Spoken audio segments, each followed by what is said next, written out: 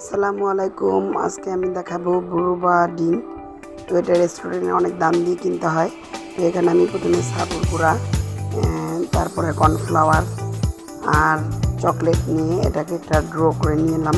এখন এটাকে একদম ছোটো ছোটো করে বানিয়ে নিতে হবে। এই জন্য আমি একটা ছুরির সাহায্যে লাচি বানিয়ে তারপর ছোটো ছোটো করে কেটে গোল গোল করে নিলাম। তো এই যে ফুটন্ত পানির মধ্যে এটা দিয়ে দিতে হবে। তো ফুটন্ত পানির মধ্যে এটা দিয়ে দিলে ফুলে ডাবল হয়ে যাবে। তো একদম ছোটো ছোটো করে দিবেন। এই যে সিদ্ধ হয়ে গেছে। তো এই যে রেডি হয়ে গেছে আমার এটা, দেখেন কতগুলো হয়ে গেছে। তো প্রথমে এটা দিয়ে দিলাম গ্লাসে, আর দিয়ে দিলাম কয়েক টুকরা বরফ, আর দিয়ে দিলাম দুধ, সামান্য একটু চিনিও দিয়ে দিয়েছিলাম দুধের মধ্যে।